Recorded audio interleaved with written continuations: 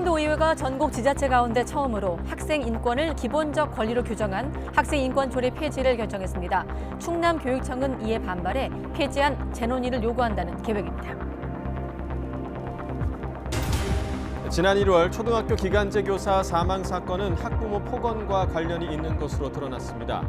서울교육청의 감사 결과 숨진 교사는 학부모에게서 경찰 신고 협박과 폭언을 들으며 우울증 치료를 받았던 사실이 확인됐습니다. 20, 30대 결혼에 대한 생각이 갈수록 부정적이 되고 있다는 통계가 나왔습니다. 특히 20대 여성은 결혼하는 게 좋다는 응답이 27.5%에 불과했습니다.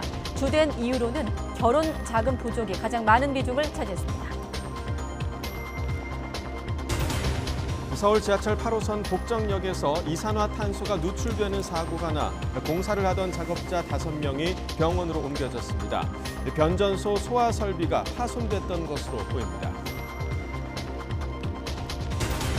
당대표 공석 사태 속의 국민의힘 비상의원총회에서 비대위원장 후보군과 당정 관계에 대한 다양한 의견이 나왔습니다. 민주당에선 이재명 대표가 비명계 사퇴 요구를 사실상 일축한 가운데 이낙연 전 대표의 신당 창당 선언을 철회하라는 요구도 나왔습니다. 전국에 강한 바람을 동반한 겨울 호우가 이틀째 내리고 있습니다. 비가 그치고 나면 북극 한파가 찾아오면서 내일은 기온이 뚝 떨어져 전국에 한파특보가 내려지겠습니다. 뉴스큐 잠시 후에 돌아오겠습니다.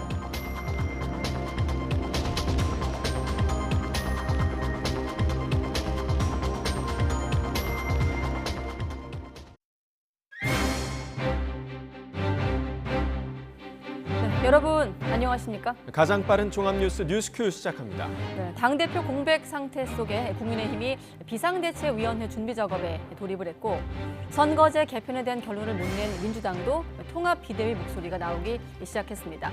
국회 연결하고 전국 대담으로 이어가겠습니다. 윤석열 대통령이 우리 정상 최초로 네덜란드 국빈 방문을 마치고 오늘 오전에 귀국했죠. 함께 다녀온 박진 외교부 장관을 초대했습니다. 순방의 의미와 한일 관계, 한중 관계 등 주요 외교 현안도 질문해 보겠습니다. 네, 금요일 뉴스큐 교권과 관련된 감사 결과부터 확인해 보겠습니다.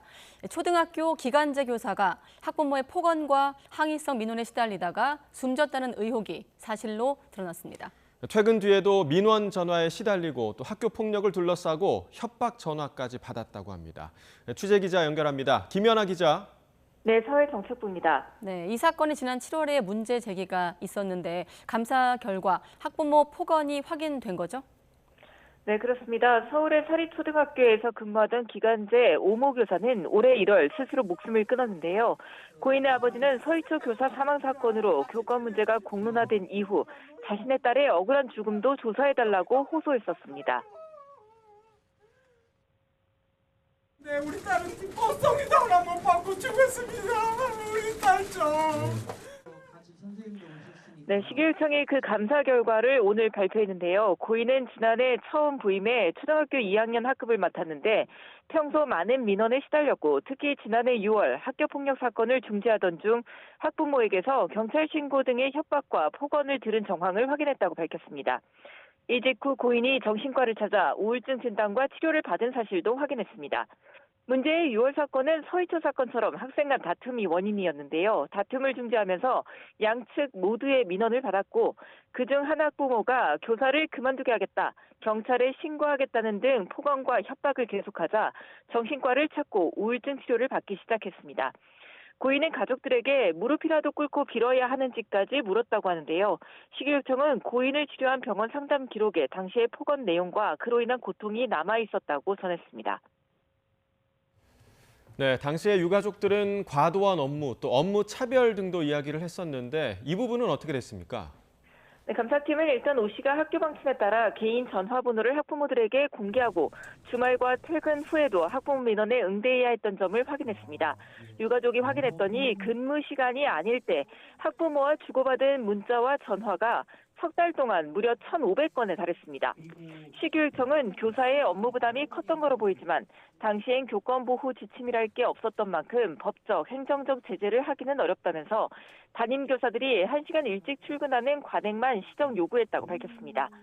학부모 폭언에 대해서도 가해자로 지목된 학부모가 교육청 조사를 거부하고 의혹 역시 부인해 정확한 피해 사실을 특정하지 못했고 우울증 발병 요인과 관련해 해당 학교 관리자들의 법령 위반 사실도 확인하지 못했습니다. 유가족들은 일단 이번 조사를 토대로 업무상 재해 신청을 진행하고 폭언한 학부모에 대해서는 형사고발을 검토하기로 했습니다. 지금까지 사회정책부에서 YTN 김현아입니다. 네, 그런가 하면 전국에서 학생 인권 조례 폐지와 존치를 놓고 의견이 팽팽하게 맞서고 있는 가운데 충남에서 처음으로 조례 폐지안이 통과됐습니다. 충남도교육청은 곧바로 깊은 유감을 표했는데요. 하지만 도교육청이 가결된 폐지안을 도의회에 다시 논의해달라고 요청할 것으로 보여서 폐지까지는 시일이 더 걸릴 전망입니다. 취재기자 연결합니다. 이상곤 기자. 네, 대전, 충남, 세종 취재본부입니다. 네, 시간은 좀 더 걸릴 것이다. 자, 충청남도 학생 인권 조례 폐지안 결국 통과가 됐습니다. 네, 그렇습니다. 충청남도 학생인권 조례 폐지안은 오후 2시쯤 충남도의회 본회의를 통과했습니다. 학생인권 조례를 시행하는 전국 6개 시도 가운데 폐지안이 가결된 건 이번이 처음입니다. 표결에 참석한 충남도의회 의원은 모두 44명입니다. 이 가운데 31명이 찬성했고 13명이 반대표를 행사했습니다. 앞서 보수단체들이 발의한 학생인권 조례 폐지안은 법원에 의해 효력이 정지된 상태였는데요. 그러자 여당 의원들이 직접 폐지안을 발의해 통과시킨 겁니다. 야당 의원들은 조례 폐지 반대라고 적힌 손팻말을 들어 항의하고 6명이나 반대 토론에 나섰지만 가결은 막지 못했습니다. 충남 지역 시민단체들은 표결 이후 기자회견을 열고 학생들의 보편 인권을 후퇴시키는 결정이라며 도의회를 규탄했습니다. 충남도 교육청도 곧바로 폐지안 통과에 대해 깊은 유감을 표했습니다. 이어 학생인권 조례 폐지는 헌법과 법률 등에서 규정한 평등권과 비차별 원칙에도 어긋나고 차별과 폭력이 없는 인권 친화적 학교의 교육적 가치가 후퇴하는 것이라고 말했습니다. 또 향후 심도 있는 논의를 통해 필요한 행정 절차를 진행할 계획이라고 밝혔는데요. 가결된 학생인권 조례 폐지안을 다시 논의해달라고 의회에 요청하겠다는 의미로 풀이됩니다. 제2 요구를 받으면 도의회는 과반수 출석과 출석위원 3분의 2 이상의 찬성으로 다시 의결해야 하는데요. 충남도의회 의원 가운데 여당 의원이 3분의 2가 넘기 때문에 제1을 거치더라도 다시 통과될 가능성이 큽니다. 네, 충남뿐 아니라 다른 지역에서도 이 학생인권 조례 폐지 움직임이 이어지고 있죠. 네, 학생인권 조례가 시행 중인 광역자치단체는 서울과 경기, 충남과 광주, 전북과 제주 등 모두 6곳이었습니다. 그런데 교사들의 극단적인 선택이 잇따르자 학생인권 조례가 교권 추락의 한 원인으로 지목됐는데요. 이어 학생인권 조례가 학생들의 권리만을 지나치게 보호하고 있다며 폐지해야 한다는 주장이 나온 겁니다. 서울에서도 학생인권 조례 폐지안이 발의돼 교육위원회 심의를 앞두고 있고 경기도에서도 폐지안이 최근 발의됐습니다. 그러나 존치 의견도 팽팽히 맞서고 있습니다. 송두환 국가인권위원장은 학생인권 조례가 헌법과 국제규범이 보장하는 인권에 부합한다며 각 지방의회에 조례 폐지를 숙고해달라고 요청했는데요. 조희연 서울시 교육감도 조례 폐지에 반대하며 전국 순회 1인 시위를 벌이고 있습니다. 지금까지 대전, 충남, 세종 취재본부에서 YTN 이상곤입니다. 네, 대표 공석 사퇴를 맞은 국민의힘 비상의원총회를 열고 비상대책위 구성 등을 논의했습니다.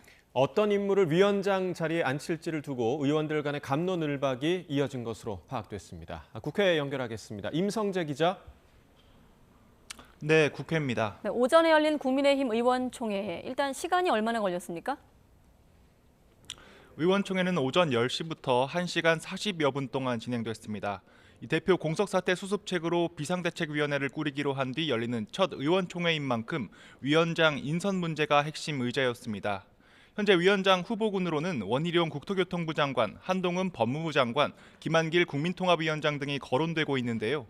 특히 한 장관이 비대위원장으로 적합한지를 두고 갑론을박이 벌어진 것으로 파악됐습니다. 이른바 친윤으로 꼽히는 김성원 의원 등이 한 장관을 위원장 후보로 추천하자 김웅 의원이 당이 용산 이중되어서는 안 된다는 취지로 공개 반박에 나선 것으로 전해졌습니다. 한동훈 찬반이 맞는데. 반대 의견이 많았다고 그러던데. 어떤 식의 찬반이? 참신하고 뭐 지지도 높으니까 하자. 아직 검증이 안 됐다. 뭐 이런 거. 또 원희룡 국토교통부 장관, 김한길 국민통합위원장 등이 의원들 사이에서 후보군으로 언급된 것으로 취재됐습니다. 비대위원장 인선에 키를 쥔 윤재욱 당대표 권한대행 겸 원내대표는 앞서 공언한 대로 소속 의원들의 의견을 종합해 적임자를 물색할 계획입니다. 의원님들 다양한 의견을 제가 수렴을 했습니다. 직접 이름을 거명하신 분도 있고 또 기준을 이야기하신 분도 있는데 여러 가지 의견들을 들었습니다. 윤석열 대통령이 네덜란드 순방을 마치고 귀국한 만큼 용산 대통령실과의 물밑 교감도 이뤄질 것으로 보입니다. 오늘 의총에서는 또 김기현 전 대표 사퇴를 계기로 바람직한 당정관계 방향에 대한 의견이 쏟아진 것으로 파악됐습니다. 이 수직적 당정관계를 수평적으로 바꿔야 한다는 건데 이 회의에 앞서 윤 권한대행은 이 당정관계가 수직적이라고 생각하지 않는다고 말한 만큼 이 어떤 방향으로 의견이 반영될지가 주목됩니다. 네, 여당뿐 아니라 야당에서도 비주류를 중심으로 이른바 통합비대위 주장이 나왔는데 이 부분에 대한 민주당 지도부의 반응은 어떻습니까? 네, 민주당에서도 어제 비주류 의원 모임인 원칙과 상식에서 현 지도부 사퇴와 이 개파를 아우르는 통합 비대위 요구가 나왔습니다. 하지만 이재명 대표는 오전 최고위원 회의에서 이와 관련한 구체적인 언급을 하지 않았습니다. 이미 이 대표는 현 지도부 사퇴 등 요구에 이 혁신과 통합의 조화를 언급하며 거듭 단합을 강조한 상황인데요. 김부겸 정세균 전 국무총리와의 만남을 추진하며 통합 행보를 이어가겠다는 의지로 읽힙니다. 그래서 이제 총선을 앞두고 이제 당의 단합을 위해서 당의 원로분들이 좀 역할을 해주실 것을 부탁드리고 하는 그런 취지가 있다고 봐주시면 되겠습니다. 대척점에선 이낙연 전 대표는 신당 창당에 속도를 내는 분위기입니다. 이 구체적인 날짜 내년 1월 15일 신당을 창당할 것이란 보도까지 나왔는데요. 이 전 대표 측은 확정된 일정은 아니라고 선을 그었지만 이 실무 작업은 계속 진행되고 있습니다. 여기에 제3지대 외연 확장의 일환으로 여권의 유승민 전 의원 등과의 접촉 가능성도 거론되고 있습니다. 이 전 대표 측 관계자는 YTN과 통화에서 유 전 의원과 소통 창구가 있어서 한두 번 만나보자는 이야기는 있었지만 이 구체화된 건 아니라고 확대 해석을 경계했습니다. 이 같은 움직임에 민주당 내 최대 의원 모임은 이 전 대표를 향해 신당 창당을 철회할 것을 촉구했습니다. 어느 누구도 이낙연 대표의 지금 신당 창당의 이 지금 행보에 대해서 찬성하시는 분이 없습니다. 모두 다 걱정하고 비판적인 그 분위기라고 하는 것을 다 알고 계시리라고 생각을 합니다. 지도부와 비주류의 갈등, 이 전 대표의 신당 창당 움직임까지 이 총선을 앞둔 야권의 내용이 더 깊어지고 있습니다. 지금까지 국회에서 전해드렸습니다. 네, 윤석열 대통령이 3박 5일간의 네덜란드 국빈 방문을 마치고 오늘 아침 7시쯤 성남 서울공항을 통해서 귀국했습니다. 실내에서 진행된 환영식에서 윤 대통령은 국민의힘 윤재욱 대표 권한대행에게 수고가 많았습니다라고 짧게 인사했습니다. 김기현 전 대표 사퇴로 국민의힘이 혼란스러운 가운데 윤 대통령은 당내 상황을 포함한 각종 현안들을 보고받고 추가 개각을 위한 막바지 검토 작업에 돌입합니다. 산업통상자원부 장관과 국정원장을 중심으로 이르면 오늘 추가 개각을 발표할 가능성이 있습니다. 윤석열 대통령의 지지율이 하락해 31%를 기록했다는 여론조사 결과가 나왔습니다. 한국갤럽이 지난 12일부터 사흘간 전국 만 18세 이상 1,002명에게 물은 결과 윤석열 대통령 직무수행 긍정평가는 31%, 또 부정평가는 62%를 기록했습니다. 긍정평가는 전주보다 1%포인트가 떨어졌고 부정평가는 3%포인트 올랐습니다. 긍정평가의 이유로는 외교가 39%로 가장 많았고 부정평가의 이유로는 경제와 민생, 물가가 18%로 가장 큰 비중을 차지했습니다. 정당 지지도는 국민의힘이 36%, 더불어민주당이 34%로 전주보다 각각 1%포인트씩 올랐습니다. 이낙연 더불어민주당 전 대표 중심 신당 창당에 대해서는 유권자 34%가 좋게 또 46%가 좋지 않게 본다고 답했고 더불어민주당 지지자 중에서는 부정평가의 비율이 71%로 그 차이가 더 뚜렷하게 나타났습니다. 자세한 내용은 중앙선거 여론조사 심의위원회나 한국갤럽 조사연구소 홈페이지를 참조하면 됩니다.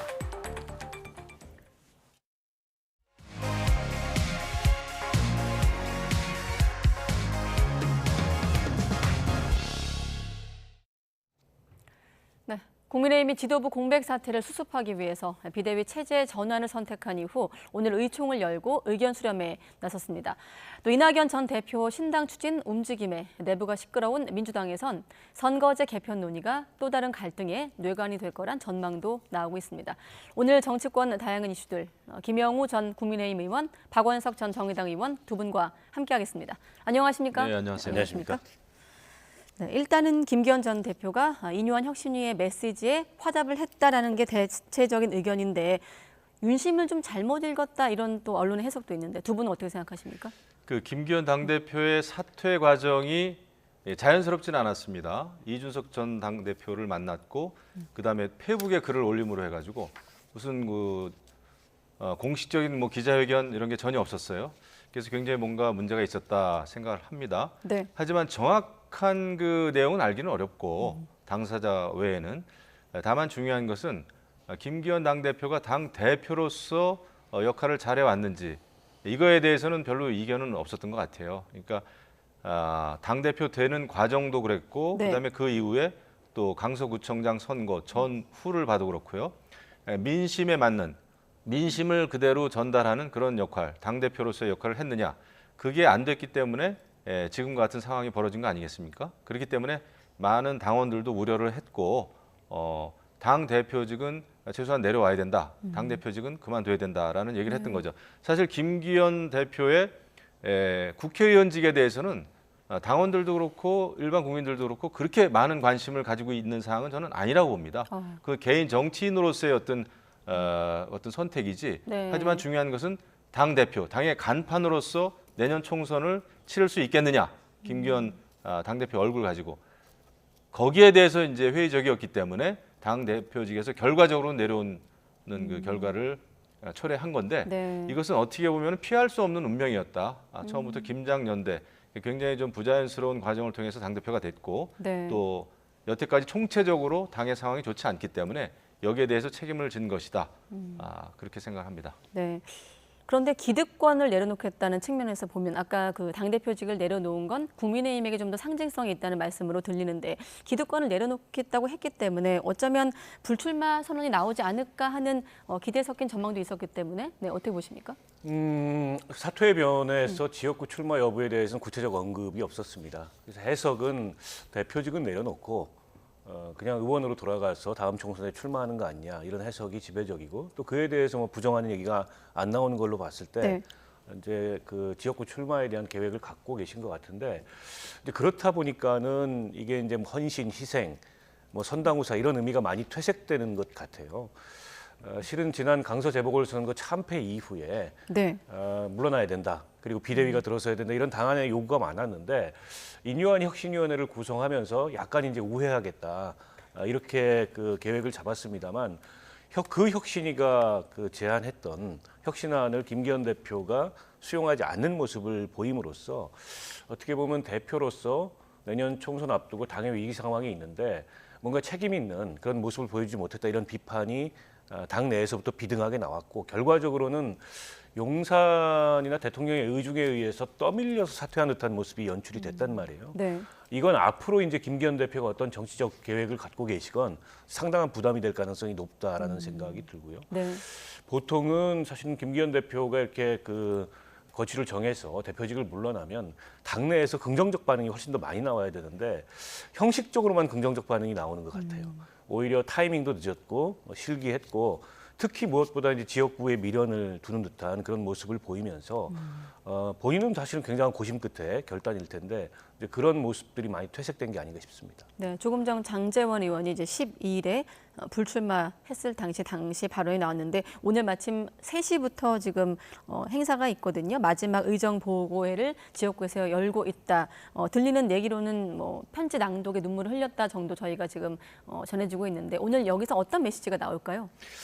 지금은 큰 그 메시지가 나온다고 하더라도 네. 그것이 갖는 의미가 그렇게 크진 않을 것 같아요. 이미 본인의 그 거취를 결정을 했고 하는 것이기 때문에 뭐 당에 대한 사랑, 또 윤석열 정부의 성공, 내년 총선 승리에 대한 염원, 이런 아마 굉장히 원칙적인 차원에서의 메시지가 나오겠죠. 네. 지금 중요한 것은 이제 김기현 대표나 장제원 의원의 어떤 메시지보다는 지금 어떻게 이 공백을 메우느냐, 이 혁신을 위한 비대위를 잘 꾸리느냐가 많은 분들의 관심이 아닐까 생각합니다. 그 일각에서 뭐 장제원 의원 역할론이 벌써부터 나오는데 아직은 시기상 좀 이르죠. 네.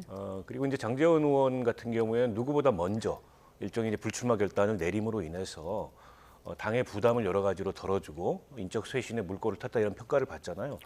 당연히 이제 그런 만큼 역할이 있기는 할 텐데 지금 장제원 의원이 또 이제 역할론을 내세워서 전면에 등장을 하면 이게 또 이제 윤심 논란, 당은 결국에는 자율성이 없구나 이런 이제 논란으로 확대될 가능성이 높기 때문에 네. 당분간은 장제원 의원은 뭐 본인이 얘기했던 대로 휴식을 취하면서 별다른 메시지 없이 상황을 관망을 할 텐데 총선에서 특히 이제 영남권에 앞으로 많은 변화가 저는 예상이 되거든요. 네. 그런 어떤 당내의 뭐 인적 쇄신의 이 변화를 일으키는데 장제원 의원의 메시지가 상당히 힘을 발휘할 가능성이 있고 또 선거 때도 어쨌든 본인이 내려놓고 결단을 했기 때문에 그에 합당한 어떤 용도 같은 게 있을 것 같고요. 네. 그리고 총선 이후에 뭐 여러 가지 활용론이나 이런 것들이 나올 텐데 그건 뭐 좀 지켜봐야 되겠죠. 네. 아무튼 혁신이 조기 종료 이후 이렇게 김장 연대 이를테면 희생 이후 이제는 비대위원 구성 국면으로 넘어갔습니다. 김기현 대표 사퇴 이후 여러 인물이 지금 비대위원장의 이름을 올리고 있는데 의총에서 나온 발언들을 한번 모아봤습니다. 한동훈 찬반이 맞네. 참신하고 뭐 지지도 높으니까 하자. 아직 검증이 안 됐다. 뭐 이런 거지.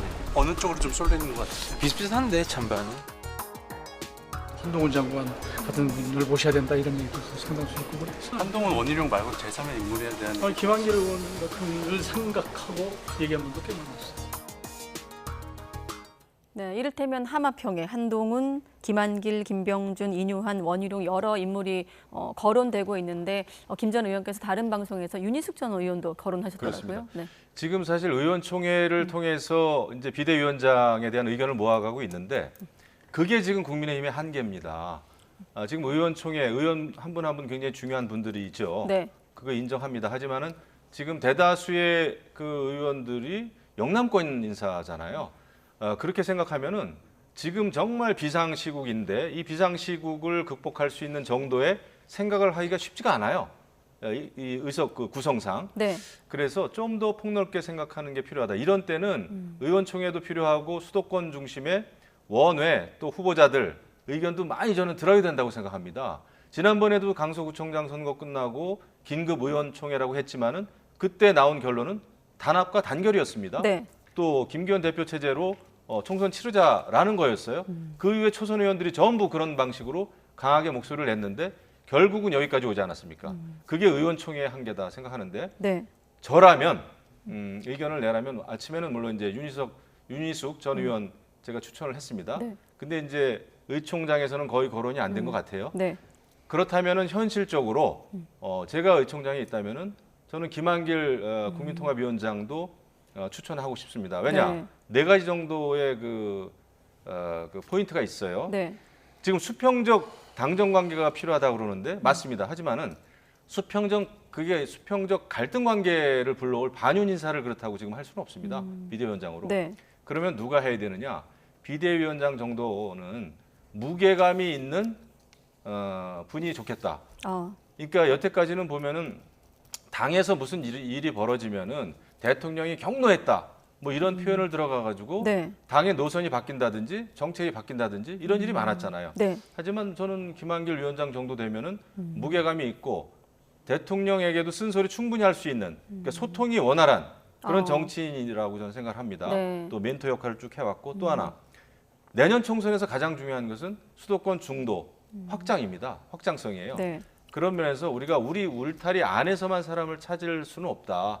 그것은 영남권 인사들에게는 먹히는 얘기인지 모르겠지만은 네. 수도권에서 단 하루나 이틀 선거운동을 한번 해보십시오. 그런 게 먹히나. 지금은 전시고 비상시라는 걸 우리가 잊지 말아야 됩니다. 그런 차원에서 출신을 중요시 여기는 거는 저는 이번에 아니라고 봅니다. 그런 면에서 김한길 위원장도 저는 괜찮다. 또 하나는 경험이 있는 분이 나요. 네. 왜냐하면 비대위원장을 잘못 뽑으면 지난번에 이제 민주당 김은경 비대위원장처럼 한마디 한마디가 일파만파가 되고 비대위원장 스스로 엄청난 혁신에 걸림돌이 될 수가 있습니다. 그렇기 때문에 비대위원장은 대중적 메시지와 대중적 감수성이 있는 경험 있고 노련한 사람이 차라리 낫다라는 생각을 합니다. 그 다음에 또 이제 공관위원장이나 선대위원장 네. 또 이런 많은 자리들이 있기 때문에 비대위원장은 당의 전체적인 흐름을 주도할 수 있는 그러면은 저는 뭐 김한길 위원장 정도 어떤가. 그다음에 대권 주자가 아니기 때문에 네. 그 사천으로 흐를 가능성이 그렇게 크진 않죠. 알겠습니다. 저도 사실은 뭐 국민통합위원회에서 잘린 사람이잖아요. 인간적으로는 섭섭함이 있습니다. 하지만 네. 사람의 능력이나 리더십을 판단할 때는 그거 다 떠나서 생각해야 될 지금 비상시국이다 이런 생각이 네. 듭니다. 소통, 중도 확장, 경험성 측면에서 김한길 국민통합위원장을 더 현실적으로 오전엔 윤희숙 전 의원을 거론하셨습니다만 기자분들 수정이 좀 필요할 것 같고요. 박 전 의원께서는 어떻게 보십니까? 뭐 제가 추천한다는 게 별로 의미는 없을 것 같은데요. 가능성이 있는 인물 이렇게 질문드리겠습니다. 일단 뭐 한동훈 원희룡 두 장관과 김한길 국민통합위원장 이름이 가장 많이 나오는 것 같아요. 그렇게 예측되는 범위 내에서 아마 결정이 되지 않을까 싶은데 각각의 이제 뭐 장단점들이 있을 거라고 봅니다. 네. 한동훈 장관은 굉장히 참신하고 이제 국민적 지지가 높은 반면에 검사 출신이잖아요. 그리고 법무부 장관이고 네. 그러다 보니까 윤 대통령하고 차별화가 전혀 없고 결국에 이제 용산 아바타 이 얘기 나오기 십상이고 무엇보다 정치를 단 하루도 안 해봤는데 네. 집권 여당의 비대위원장을 인기만 가지고 참신성만 가지고 한다는 것은 굉장한 모험일 수 있거든요. 네. 근데 그런 점이 한동훈 장관에게는 따르는 어떤 장단점일 것 같고 그에 비해서 이제 원희룡 장관 같은 경우 상대적으로 안정적이죠. 삼선 국회의원의 도지사 이런 정치 경험이 많고 이분이 또 제주도지사를 했지만 그 전에 지역구는 수도권이었습니다. 그러니까 수도권 선거를 아는 분이기 때문에 상대적으로 한동훈 장관에 비해서는 검증이 됐다라는 장점이 있을 수 있는데 네. 마찬가지로 그 용산과의 관계에 있어서 너무 예스맨 아니었냐.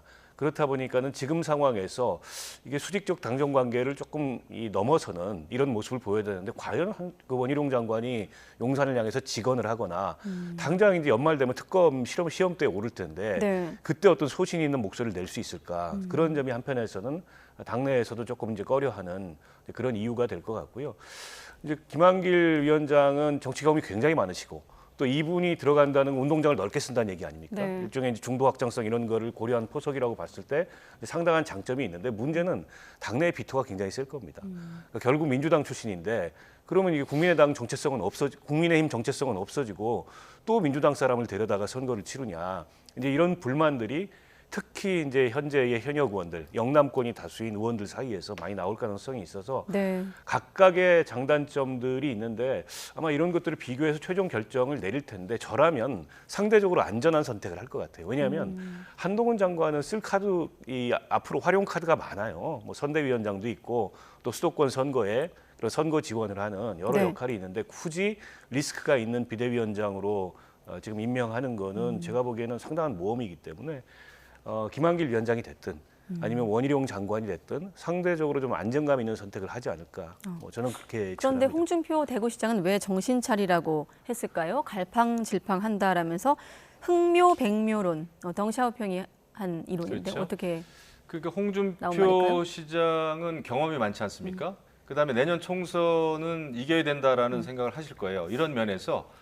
그런 면에서 지금 주류 출신이 아니라고 비토하지 말라 이런 거 아닙니까? 네. 그러니까 경험이 있고 이런 상태에서는 이기는 선거가 중요하다라는 말씀인 것 같아요. 네. 여기서 내 식구, 남의 식구 이런 거 따지면 안 된다라는 것이겠죠. 그래서 지금 중요한 것은 저는 제가 볼 때는 뭐 원희룡, 한동훈 장관 다 능력이 있으세요.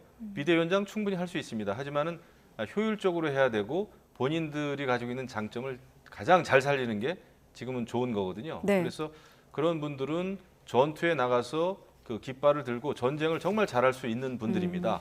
그런데 비대위원장을 맡게 되면은 이제 지금 그 여야 관계 그 대치 상황 똑같은 상황을 가지고 그냥 총선까지 가게 되는데 그거보다는 당은 중도 확장을 통하고 그런 분들은 또 전투를 잘 해줘가지고 어떤 지역에서 승리를 이뤄낸다면 굉장히 시너지 효과가 있지 않겠나라는 생각이고요. 네. 아마 홍준표 시장은 그런 면에서 이 사람 저 사람 가리고 내 사람 뭐 이런 거 따지지 말고 잘해봐라 이런 입장인 것 같아요. 네, 알겠습니다. 민주당에서도 비대위로 전환하자 통합 비대위 목소리가 나오기 시작을 했습니다. 비주류 4인방인 원칙과 상식이 대표 사퇴 또 통합 비대위를 요구한 건데 일단 지금 최근에 보면 이재명 대표가 침묵을 좀 유지하고 있거든요. 지도부도 선을 긋고 있고. 네. 뭐 저는 지도부나 이재명 대표가 반응을 안 할 거라고 봅니다. 앞으로도 당내에서 계속 어쨌든 비명 행보를 걸어왔던 분들의 목소리를 치부하면서 그 어떤 현상 변화에 대해서 입장을 네. 보이지 않을 것 같고요. 이재명 대표가 객관적으로 사법 리스크가 여전히 있지요. 지난번에 이제 영장실질심사에서 영장은 기각됐지만 지금 일주일에 한 3번 정도 재판을 받아야 되는 상황인데 이제 총선 국면이 되면 그 장면만 집중 부각이 될 거고 과연 총선을 안정적으로 지휘할 수 있겠는가. 그리고 이재명 대표가 주도하는 공천은 공정한가. 이런 당내 반발들이 계속 나올 수밖에 없을 텐데 그럼에도 불구하고 이재명 대표는 당대표직을 내려놓는 순간에 오히려 더 위험하다. 이런 판단을 하고 있는 것 같습니다. 그런 점에 비추어 봤을 때 저런 이른바 이제 이 당내 비명계의 요구에 응답할 가능성은 없어 보이고 설사 비대위로 간다 하더라도 그거는 어떤 통합형 비대위라기보다도 이재명 대표의 뜻을 충실히 이행할 수 있는 그런 어떤 성격의 비대위로 갈 가능성이 높은데 그조차도 지금으로서는 제가 보기에는 불투명하다고 보고요. 결국 내년 총선에서 어떤 레코드를 확실하게 남기겠다. 그래야 앞으로 당내에 그 이재명 대표의 리더십이 더 공고해지고 그리고 향후에 이제 대권까지 가는 그 경쟁에 있어서 위치를 선점할 수 있기 때문에 다음 총선에 총선을 승리로 이끄는 당대표 이게 이제 이재명 대표의 목적이거든요. 그런 네. 점에 비추어 봤을 때 일부 당내에서 반대 여론이 나오겠지만은 뭐 그에 따라서 이재명 대표가 거취의 변화가 있거나 그럴 가능성은 없다고 봅니다. 네, 홍익표 원내대표도 오늘 방송을 통해서 이재명 대표 중심으로 총선 치르자는 목소리가 다수다 이렇게 인터뷰를 했더라고요. 네. 그렇죠. 지금은 그 민주당은 우리가 이제 이렇게 밖에서 볼 때는 누가 뭐래도 이재명 당대표의 장악력이 굉장히 공고해졌습니다. 지난 강서구청장 그 대승 이후에 네. 비명계 목소리도 굉장히 줄었고요. 다만 이제 이낙연 전 대표의 신당 창당 이게 새로운 이제 변수로 떠오르긴 했는데 네. 그럼에도 불구하고 지금 많은 그 당 내외 전 현직 의원들이 이낙연 그 신당에 대해서 굉장히 비판적이에요. 그렇기 때문에 지금으로서 글쎄요 잘 모르겠습니다만은 이낙연 전 대표도 약간 그 움찔할 수도 있겠다라는 네. 생각이 듭니다. 지금 굉장히 신당 창당에 대해서 과거의 어법보다는 분명하게 내년 새해 새 희망을 드리겠다. 제 일당이 되고 싶다라는 그런 얘기까지 했지만 그러니까 본인은 굉장히 속도를 냈는데 그 역풍이 만만치가 않습니다.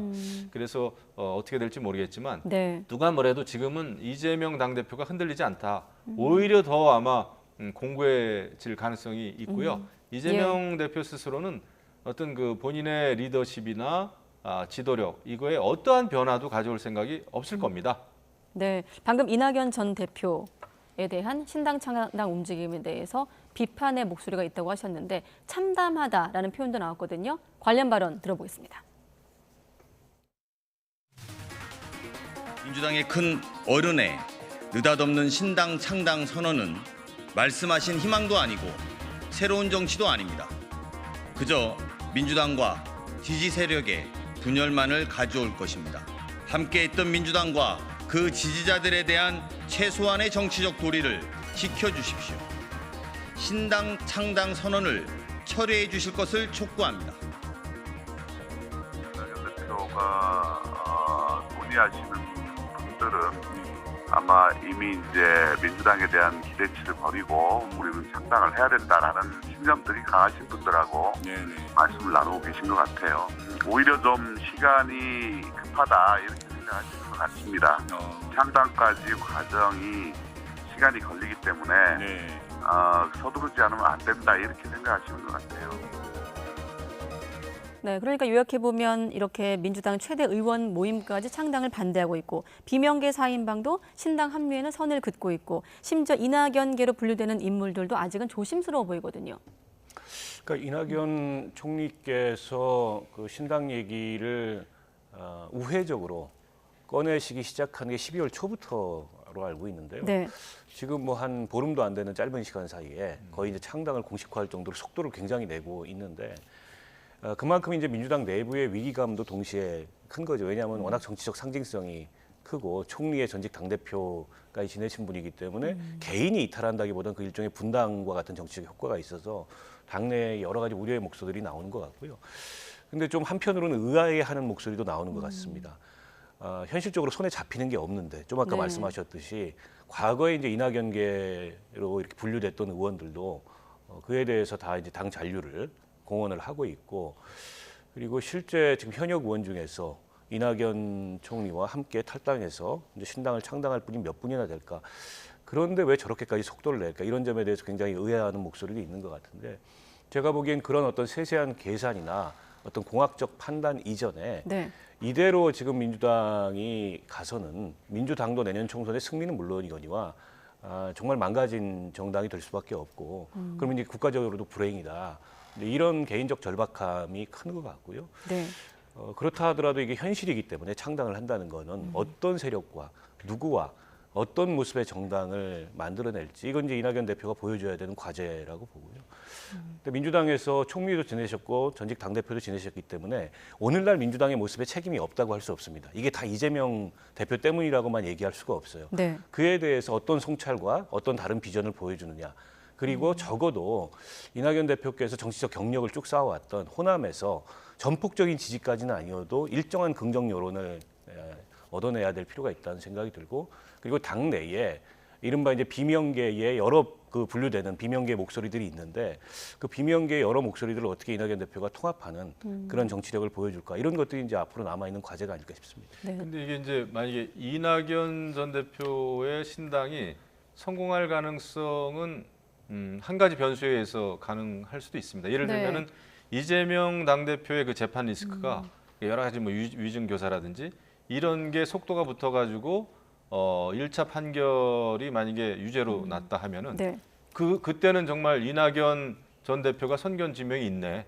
그때 공백을 당의 리더십 공백을 메울 사람은 그때는 아마 이낙연 전 대표밖에 없을 겁니다. 네. 그래서 그런 것도 생각을 하지 않을까. 그다음에 또 하나는 이제 김경수 전 지사가 만약에 사면 복권되고 이런 경우에 완전히 또 다른 그 리더십이 생길 수가 있거든요. 네. 그렇기 때문에 이낙연 전 대표도 그런 면에서 좀 속도를 내는 게 아닐까라는 추측을 해봅니다. 자, 그럼 짧게 질문드리면 현재 스코어 이낙연 전 대표를 중심으로 한 신당 창당 움직임, 야권에선 또 하나가 또 금태섭 전 의원의 신당 창당 움직임, 이준석 전 대표 아니겠습니까? 누가 더 지속성이 있을까요? 총선 레이스 국면에서. 지금 시점에서. 뭐 금태섭 의원은 이미 선관위에 등록한 사실상의 창당을 했는데 네. 뭐 파괴력은 떨어지죠. 그리고 이준석 전 대표에 대해서도 아직도 유턴 가능성을 관측하는 그런 목소리들도 있어요. 네. 그래서 국민의힘 내에서 비대위 체제가 들어서고 비대위 체제가 대통령과 이준석 대표 사이에 일정한 완충 역할을 하면 돌아갈 수도 있지 않겠냐. 제가 보기엔 돌아가기는 일단 너무 멀리 온 것 같아서 27일이라고 본인이 시간까지 네. 예고했기 때문에 돌이키긴 좀 어려워 보이는데 결국 저는 내년 총선 앞두고 양당의 이 구심력을 깨려면 이게 각각 해가지고는 각각 신당을 해서는 승부가 안 난다. 결국 기존의 진영을 넘어서서 대한민국 정치가 지금 공이 보여주는 양당이 보여주는 한계를 지적하고 뭔가 새로운 정치의 비전을 만들겠다라는 어떤 생각하에 통합을 할 수 있다면 그렇다면 저는 뭐 총선에서 변수가 될 수 있을 텐데 만약 진보 보수에서 각각 떨어져 나온 신당들이 각계약진을 하는 형국이면 그건 양당 구심력에 흡수되지 않을까 그렇게 예측합니다. 네. 제가 보더라도 지금 그 신당을 만들겠다고 하는 그 정치인들이 성공하기가 쉬워 보이지는 않습니다. 대부분은 이제 자기 당, 그러니까 이낙연 전 대표는 민주당의 문제, 이재명 당대표의 문제 제기를 하는 거고요. 그다음에 이준석 전 대표도 뭐 당정 관계라든지 국민의힘의 잘못된 거, 용산의 잘못된 거 이런 걸 비판하고 있지만 네. 그 정치인들이 나가서 활동 영역이 그만큼 공고할까? 오히려 활동 영역이 지금 축소되는 양상이잖아요. 네. 그러니까 역시 총선을 앞두고 그 거대 양당으로 오히려 힘이 오히려 구심력이 더 세지는 입장입니다. 이런 상황에서 제3, 제4 정당의 그 설 자리가 별로 없다 생각보다 네. 그런 생각이 듭니다. 네. 2분만 더 쓸 수 있을지 모르겠습니다. 자, 이탄희 의원이 멋없게 지면 최악이다 이런 또 발언을 했거든요. 불출마 선언과 함께 지금 선거제 관련해선 민주당이 지금 결국 결론을 못 내렸거든요. 네. 네, 뭐 의총에서 결론을 못 내렸는데 당 지도부는 들리는 얘기로는 사실상 병립형 회기로 결론을 내놨다 이런 얘기들이 들려요. 네. 그에 대해서 많은 민주당 의원들이 이건 국민과의 약속을 다시 한번 저버리는 거고 정치계에게 역행하는 거다 이런 지적을 하고 있는데 결국 이재명 대표가 그런 부담을 안고서도 병립형으로 돌리려고 하는 건 현실적으로 이제 의석수를 늘려야 되겠다. 일당을 위해서 더하기 본인의 공천권이 아닐까 싶습니다. 그러니까 이게 병립형 제도로 돌아갔을 때 뭐 적게는 15석, 많게는 20명 정도의 이제 공천권을 비례대표 의원 공천권을 이재명 대표가 행사할 수 있는데 이재명 대표로서는 사실은 뭐 외면하기 어려운 유혹이라고 보고요. 더군다나 이제 당내 입지가 지금은 공고한 듯 보이지만 사법 리스크가 조금만 진전되면 또 흔들릴 수 있거든요. 네. 그런 어떤 당내 리더십 불안으로부터 이제 본인을 지켜줄 수 있는 그런 어쨌든 이 의석 기반을 만들려고 하면 결국 병립형으로 가야 된다 이런 판단을 하고 있는 게 아닌가 네. 싶습니다. 외면하기 어려운 의혹이라고 하셨고요. 그렇죠. 뭐 이탄희 의원은 이제 선거제 이거 고치면 안 된다 이런 식인데 굉장히 이제 정의롭고 그 외로운 목소리인지 모르겠지만 굉장히 현실적인 그 이재명 당대표의 의중을 꺾지는 못할 겁니다. 제가 보더라도 이재명 당대표는 공천과 그다음에 내년 총선 승리인데 총선 승리도 그냥 승리가 아니라 본인의 의중이 실린 의석수를 많이 확보하는 그런 승리이기 때문에 네. 아마 병립형 회기를 이재명 대표가 마음 먹었다면은 민주당은 그쪽으로 갈 수밖에 없다 생각합니다. 네, 의총에선 결론이 안 나는데 두 분이 결론을 어느 정도 내려주시네요. 네, 김영우 전 의원, 박원석 전 의원 두 분과 함께했습니다. 고맙습니다. 네. 감사합니다.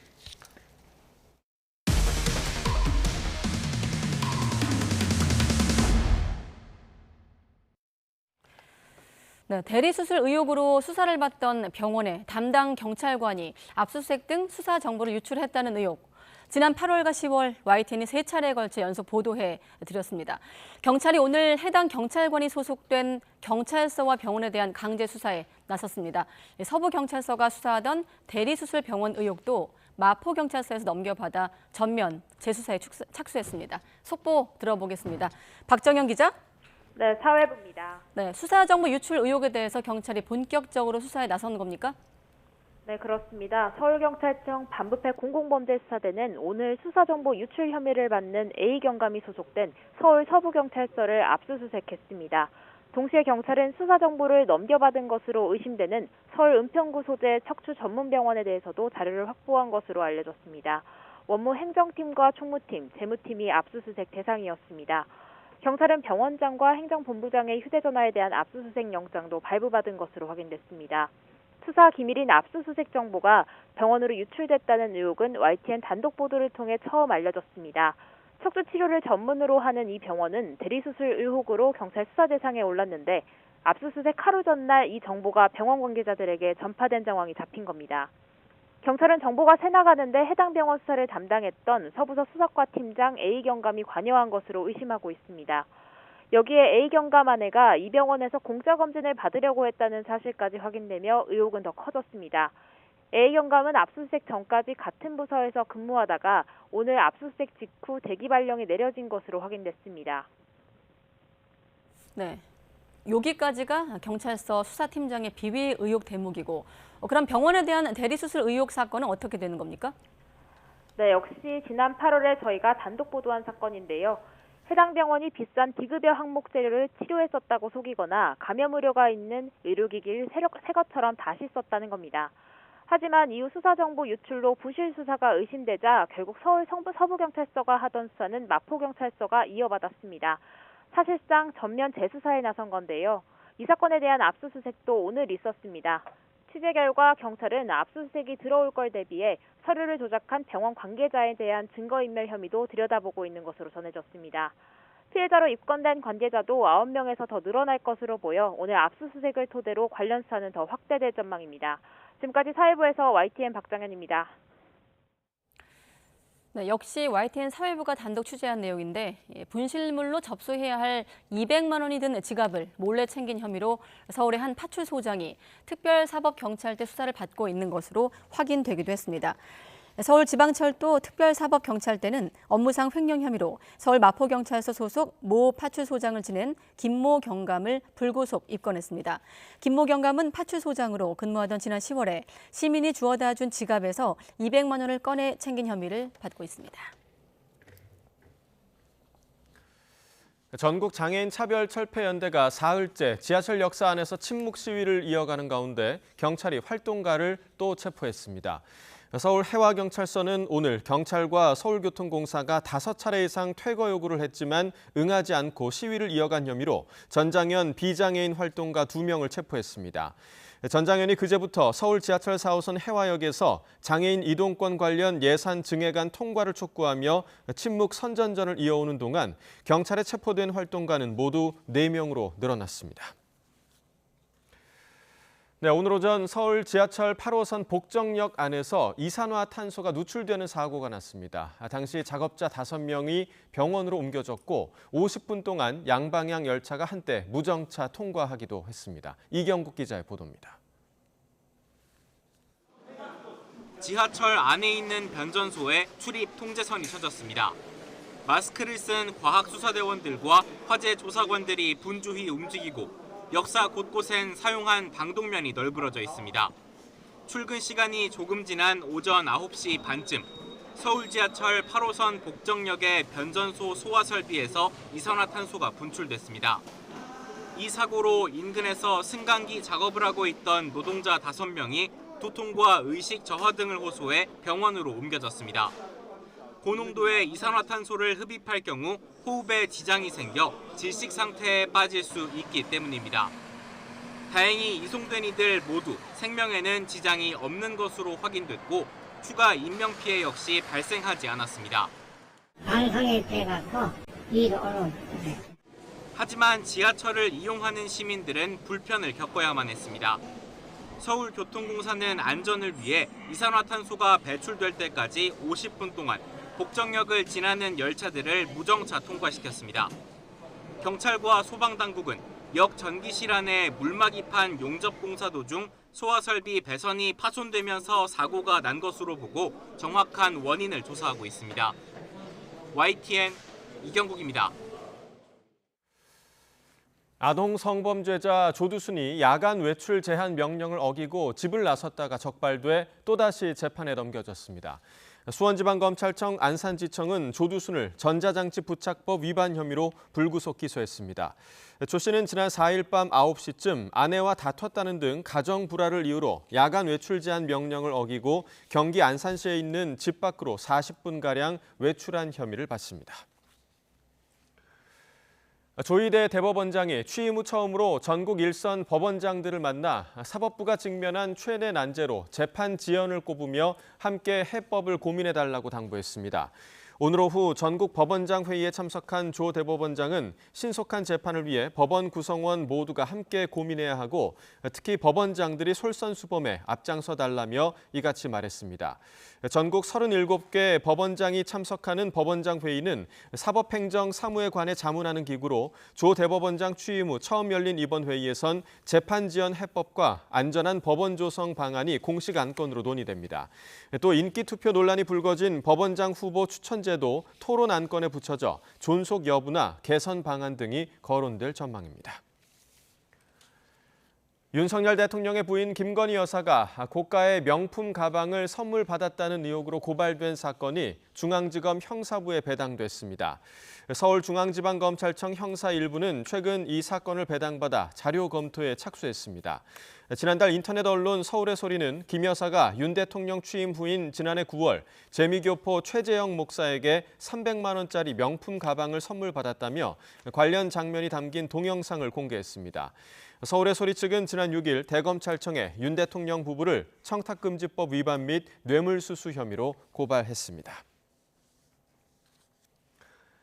청계산 한쪽에 무허가 텐트들이 우후죽순으로 생겨나 환경훼손과 화재 우려가 큽니다.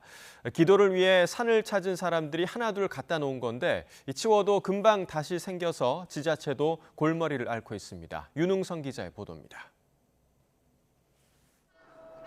이리 봐도 저리 봐도 산 곳곳에 텐트가 빼곡합니다. 비교적 최근에 설치된 것으로 보이는 텐트도 있지만 낙엽이 수북이 덮일 정도로 오래된 것들도 있습니다. 저희가 텐트 안을 살펴보니까 부채가 보이는데요. 아마도 한여름에도 사용했던 것으로 추정이 됩니다. 청계산 입구역 근처 등산로와 떨어져 있는 곳으로 수십 년 전부터 큰 소리로 기도하는 통성기도 명소로 자리 잡았습니다. 많을 때는 하루 수백 명씩 기도하러 사람들이 몰리면서 편의상 하나둘 텐트를 치기 시작한 겁니다. 관리를 잘하면 좋은데 그렇지 않으면 쓰레기가 돼요. 또 하다 보면 관리를 못하게 되거든요. 보기 좋지 않고 아주 좋지 않습니다. 문제는 해당 장소가 도시자연공원구역으로 지정돼 있어서 텐트나 천막 설치가 모두 불법입니다. 텐트를 설치한 교인들은 추위를 피하려면 불가피하다고 주장합니다. 바람 불어서 춥다니까. 화재 위험도 도사리고 있습니다.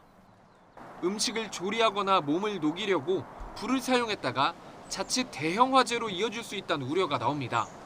400~500명 많을 때 이렇게 많이 오는데 그 사람들이 앉아서 기다릴 데가 없어서 텐트를 쳐놓으면 의사 활동하면 만약에 불이 나면 이거 끌 수가 없어요.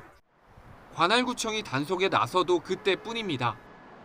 지난 5월에도 불법으로 설치된 텐트 5톤 분량을 철거했지만 소유주가 불분명하다 보니 과태료 부과가 현실적으로 어려워 텐트를 치우고 나면 슬그머니 다시 생기는 일이 반복되고 있습니다. 결국 뾰족한 대책 없이 방치된 텐트가 늘어나면서 자연훼손과 화재 발생 염려도 덩달아 커지고 있습니다. YTN 윤웅성입니다. 네, 어제 앞으로 더 합계 출산율이 떨어질 거란 뉴스 보도해드렸는데 결혼에 대한 청년들의 긍정적 태도가 줄어서 20대 여성의 경우 결혼에 긍정적인 사람이 10명 가운데 3명에도 못 미치고 있는 것으로 나타났습니다. 통계를 정리해봤습니다.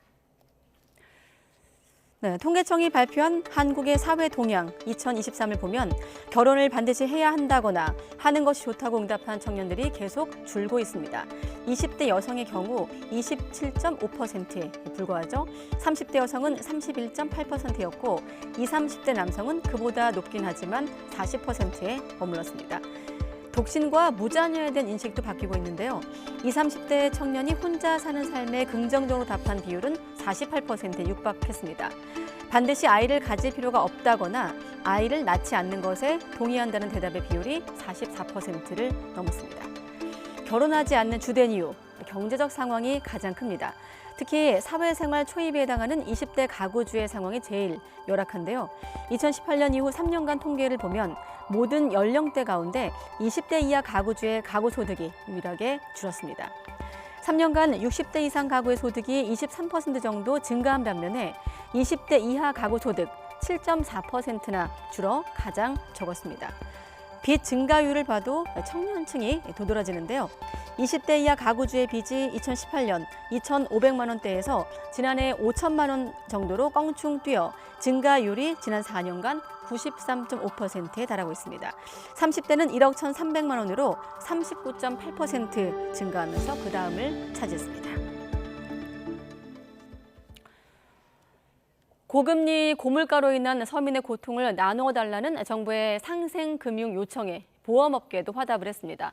보험료와 대출이자 부담 경감을 포함해서 당장 내년 1분기 추진할 수 있는 우선과제를 발표했습니다. 나연수 기자가 보도합니다. 정부의 상생금융 압박은 지난주 금융당국이 10개 보험회사 CEO들을 만난 자리에서도 이어졌습니다. 이에 보험업계는 내년 1분기 중 곧장 추진 가능한 7개 우선 과제부터 내놨습니다. 가장 큰 관심인 자동차와 실손의료 보험료는 구체적인 조정 수준을 논의해 다음 주쯤 발표할 예정입니다.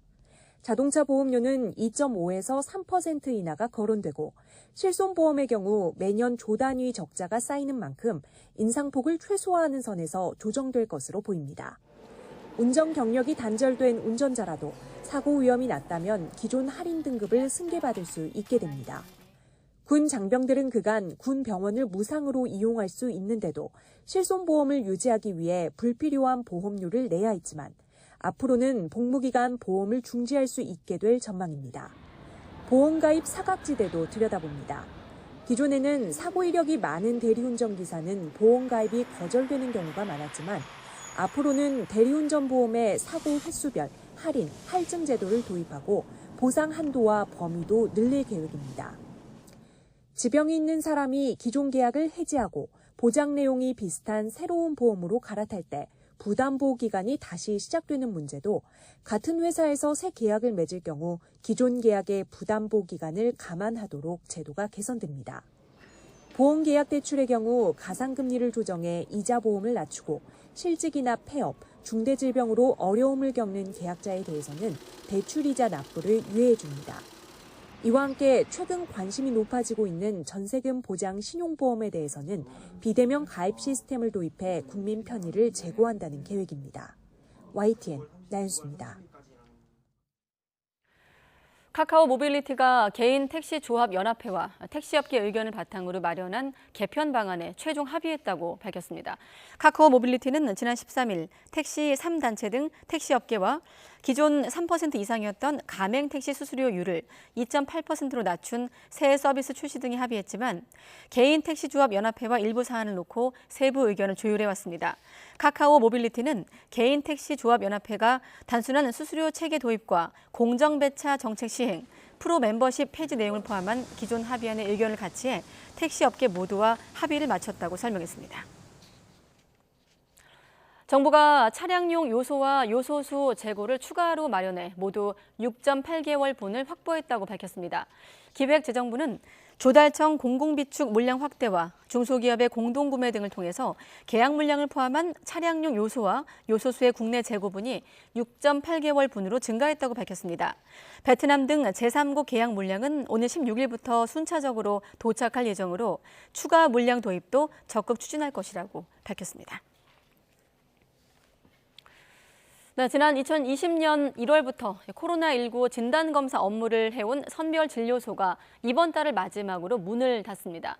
독감을 비롯한 호흡기 감염병 유행이 최고조에 달하면서 코로나19 위기 단계는 당분간 유지합니다. 김혜은 기자가 보도합니다. 가까이 오세요. 더 들으세요. 코로나19 진단검사를 도맡아온 보건소 선별진료소. 지난 2020년 1월 20일 문을 연 선별진료소가 올해를 끝으로 문을 닫습니다. 1441일 동안의 노고를 뒤로하고 이제 일반 의료체계로 돌아가는 겁니다. 내년 1월부터 코로나19 진단검사는 보건소가 아닌 일반 의료기관에서만 받을 수 있습니다. 지금처럼 먹는 치료제 대상군이나 입원 환자와 요양시설 입소자 등은 무료로 검사받을 수 있습니다. 지난 6월 심각에서 경계로 낮춘 코로나19 위기 단계는 더 낮추지 않고 유지됩니다. 독감 의심 환자가 최근 5년 사이 최고 수준까지 치솟는 등 호흡기 감염병이 유행하는 점을 고려한 겁니다. 특히 학교에 다니는 소아 청소년 사이에서는 올겨울 유행 기준의 20배 안팎으로 급증했습니다. 코로나19 유행은 우려할 수준이 아니지만 고위험군을 보호하고 의료 전달 체계를 대비해야 하는 상황이라는 설명입니다. 전체적인 호흡기 감염병의 유행이 커지면서 진단과 치료가 복잡해지는 거에 대한 우려가 반영된 그런 결정이거든요. 코로나19만 본다면 풍토병화되면서 기존의 위기 단계를 적용하는 거가 맞냐 안 맞냐에 대한 검토가 필요하고, 이 때문에 병원이나 입소형 감염 취약시설 등에서 마스크 착용은 계속 의무화됩니다.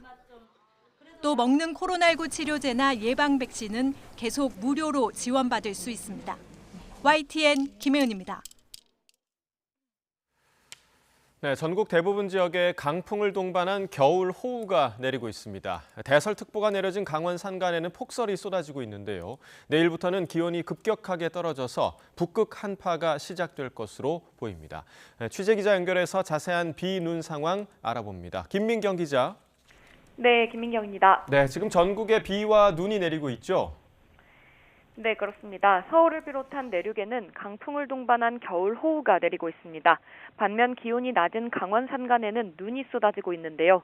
YTN 재난 시스템 이다스 화면 보면서 실시간 비, 눈 상황 알아보겠습니다. 먼저 대설경보가 내려진 강원도 홍천 구룡령입니다. 국도 56호선인데요. 지금은 눈이 잠시 그쳤지만 많은 눈이 내린 것을 보여주는 듯 길가에 하얀 눈이 쌓여 있습니다. 기온이 낮아 쌓인 눈이 얼어 도로가 미끄러울 가능성이 커 이 지역을 지나실 때는 교통안전에 각별히 주의하시기 바랍니다. 다음은 시간당 5mm 안팎의 비가 내리고 있는 대구 부산선 청도 IC 부근입니다. 도로가 젖어 있어 미끄러운 데다 불빛이 반사돼 시야 확보가 어려운 상황입니다. 이곳을 지나는 차량은 반드시 전조등을 켜고 속도를 줄여 안전운전하셔야겠습니다. 오늘까지 강원 영동과 충청 이남에는 최고 60mm, 그 밖에 전국 대부분 지역에도 5에서 40mm의 비가 내리겠습니다. 강원 중북부 산간에도 많게는 20cm 이상, 강원 내륙에도 1에서 7cm의 눈이 더 내릴 걸로 보입니다. 특히 중부지방은 오후까지, 강원 영동은 오후부터 밤 사이 시간당 10에서 20mm의 강한 비가 집중될 걸로 보여 비와 눈으로 인한 피해 없도록 주의가 필요합니다. 비와 눈은 오늘 밤까지 이어지다 잠시 그치겠지만 내일 새벽 서쪽 지역에는 또 한 차례 비와 눈이 내리겠습니다. 네, 주말인 내일은 기온이 뚝 떨어진다고요? 네, 그렇습니다. 북쪽에서 영하 30도에 달하는 북극 한기가 내려오기 때문인데요. 오늘 서울의 아침 기온이 5도였는데 내일은 영하 3도, 일요일인 모레는 올겨울 들어 가장 낮은 영하 11도까지 뚝 떨어지겠습니다. 특히 찬바람에 체감온도는 영하 10도 이하로 내려갈 전망입니다. 북극 한파가 남하하면서 내일은 전국적으로 한파특보가 내려지겠습니다. 영하 10도 안팎의 맹추위는 다음 주까지 이어질 걸로 보여 큰 기온 변화에 대비가 필요합니다. 지금까지 문화생활과학부에서 YTN 김민경입니다. 비가 온 뒤 떨어진 기온에 얼어버린 나무가 쓰러지면서 도로 양방향이 모두 통제됐습니다. 오늘 오전 10시쯤 강원도 평창군 봉평면과 횡성군 둔내면을 잇는 지방도로에서 나무 10여 그루가 쓰러지면서 도로 양방향이 통제됐습니다. 도로 당국은 갑자기 기온이 떨어지자 비에 젖은 나무가 얼어붙으며 무게를 이기지 못해 쓰러진 것으로 보고 복구 작업을 진행하고 있습니다. 네, 이처럼 밤사이 전국적으로 많은 비가 내린 가운데 경기도 과천대로 인접도로에서 아스팔트가 파이는 땅꺼짐이 곳곳에서 발생해 차량 30여 대가 피해를 보았다는 신고가 경찰에 접수됐습니다. 땅꺼짐은 어제 오후 4시 반쯤 서너 곳에서 발생했지만 1차 복구 작업이 제대로 이루어지지 않은 가운데 밤사이 비가 내리면서 더 깊어진 것으로 조사됐습니다. 경찰 관계자는 여러 차량에서 타이어가 파손됐다는 신고가 접수됐다며 추가 피해가 없도록 자갈과 벽돌을 까는 등 임시 안전 조치를 취했다고 말했습니다. 오늘 아침 7시 반쯤 서해안고속도로 서울 방향 무창포 졸음쉼터 인근에서 차 4대가 잇따라 부딪혔습니다. 이 사고로 6명이 다쳐 병원으로 옮겨졌습니다. 고속도로 순찰대는 승용차가 빗길에 미끄러져 중앙분리대를 들이받아 정차해 있는 것을 피하지 못해 사고가 난 것으로 보고 있습니다.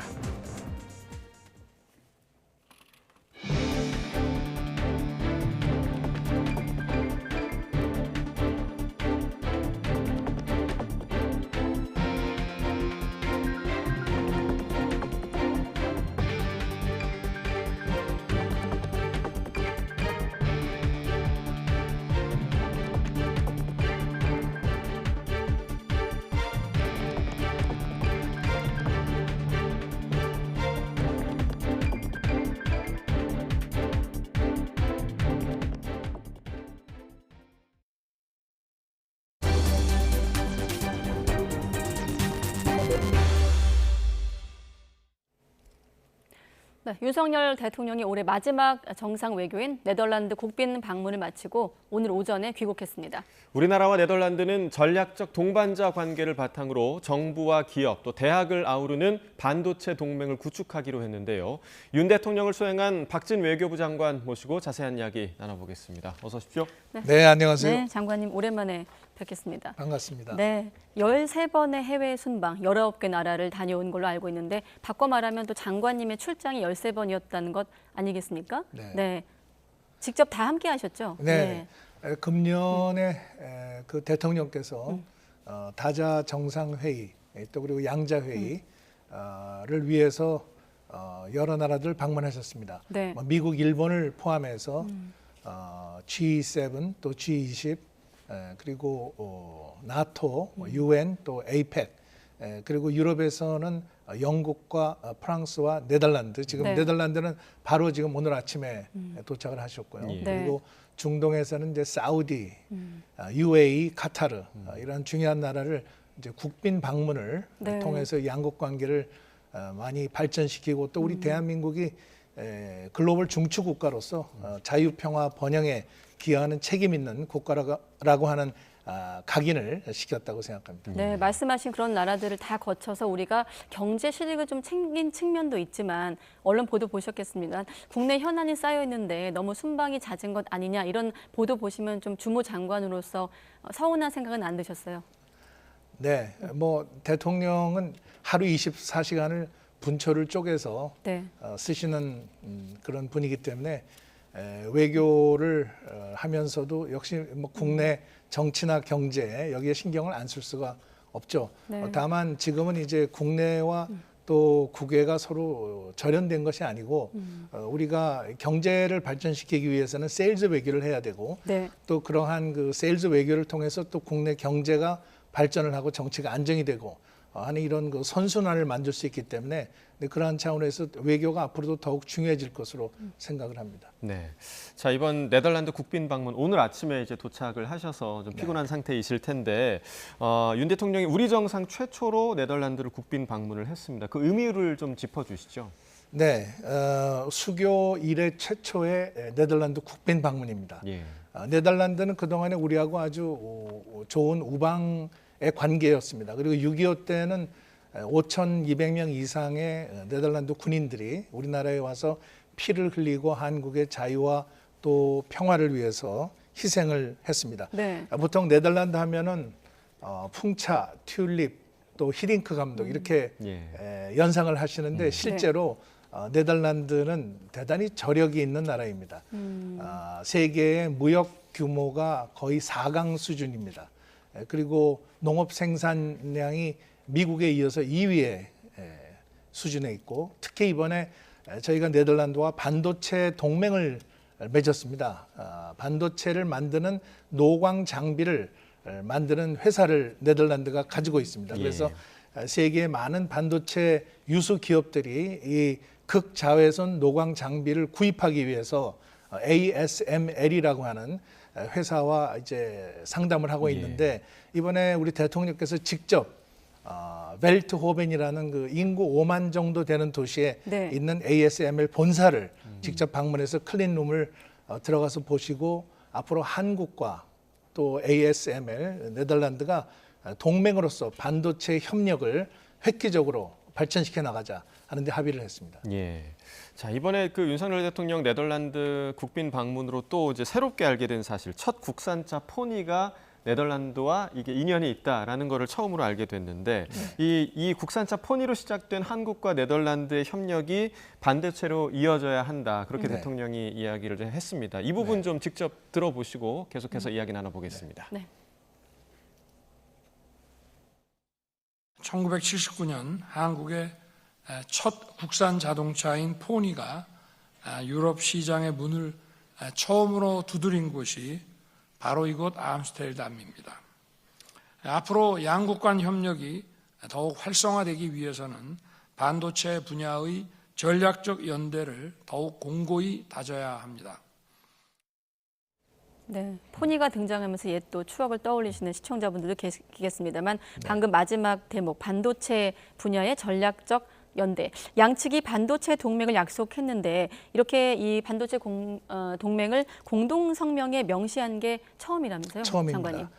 또 동맹이라는 표현을 이렇게 못을 박아서 발표한 것도 처음입니다. 네. 아까 말씀드린 대로 네덜란드는 반도체를 만드는 장비를 만드는 회사고 우리는 반도체 자체를 생산하는 회사이기 때문에 아주 상호 보완적입니다. 그리고 지금 그 네덜란드의 기술 수준이 세계 최고의 수준으로 와 있고 또 지금은 그것보다 더 첨단 그 반도체 제조 장비를 만들고 있기 때문에 이번에 직접 우리 대통령과 또 삼성 또 SK 하이닉스 CEO들이 직접 가서 그 기계들을 보고 앞으로 한국과 관련해서 이 R&D 연구 개발을 박차를 가하자. 그래서 1조 원 규모의 연구 개발 센터를 한국에 만들기로 하고 또 인재를 양성해서 이러한 그 최고 첨단 반도체를 만들고 이것을 운영할 수 있는 그러한 인재들을 앞으로 대폭 양성하기로 했습니다.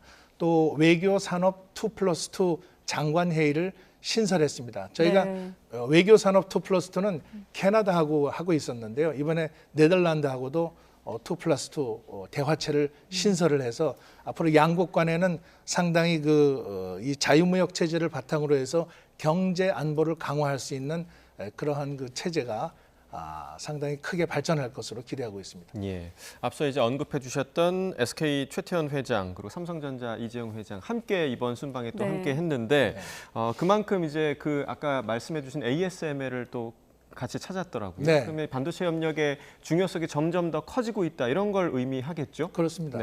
우리 뭐 삼성이나 SK는 전 세계적으로 메모리 반도체를 가장 많이 생산하는 기업이고 또 그렇기 때문에 이러한 그 최첨단 반도체 제조 장비에 대단히 큰 관심을 가지고 있습니다.